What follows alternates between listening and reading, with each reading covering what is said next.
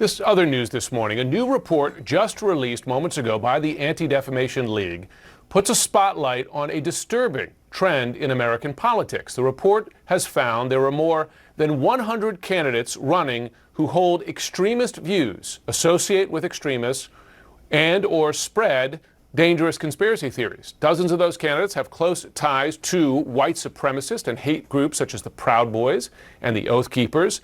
This as we see real-world examples of anti-Semitism.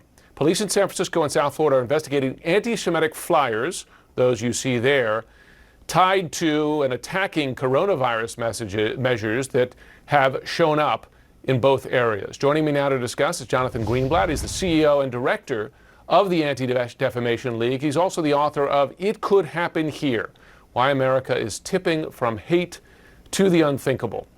Good to have you on this morning, Jonathan. And I want to, so folks understand just how bad this is, show an image again of these flyers appearing on American streets in the year 2022, targeting Jews, claiming the COVID agenda is Jewish. We blurred out a lot of the more offensive stuff here.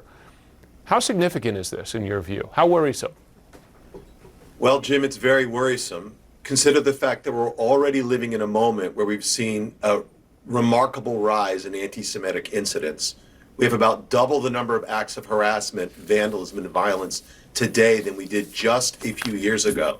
And this weekend, we had these anti-Semitic flyers dropped in 6 different states, not just San Francisco and Miami Beach, as you mentioned, but across Texas and Austin, Houston, San Antonio, Denver, Colorado, Milwaukee, Wisconsin, Annapolis, Maryland.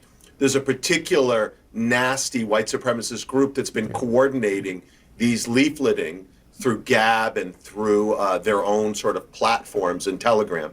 We watch them, we monitor them through our Center on Extremism. And the fact that they feel so empowered to do this, they feel so emboldened, is really quite frightening. No question.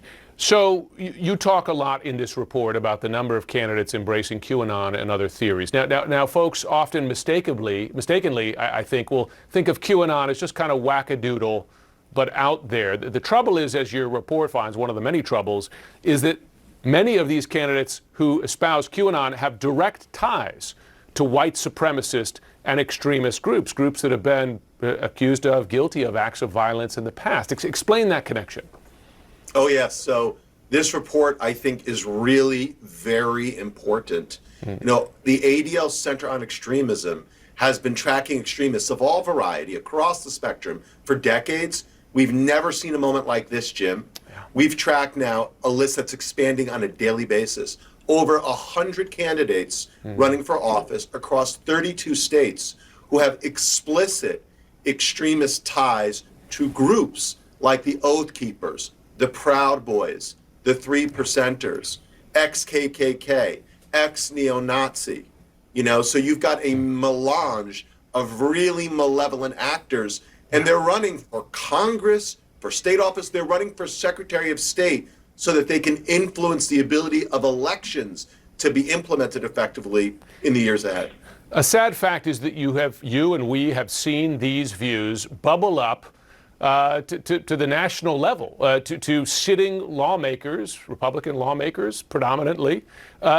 In your view, has the GOP been complicit in this, either through silence or through active support for these candidates, or at a minimum insufficiently aware of this and doing something about it?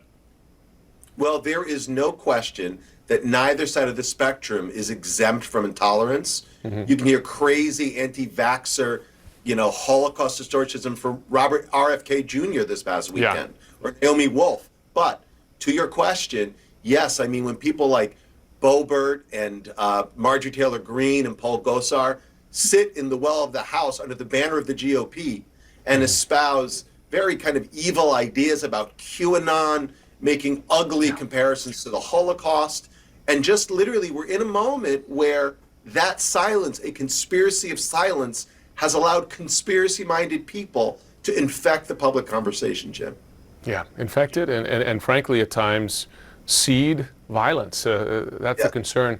Jonathan Greenblatt, thanks so much. Your book, again, just so folks are aware of it, and I believe we have an image of it is it could happen here, an important tale of why America is tipping from hate to the unthinkable and how we can stop it. Good to have you on, Jonathan.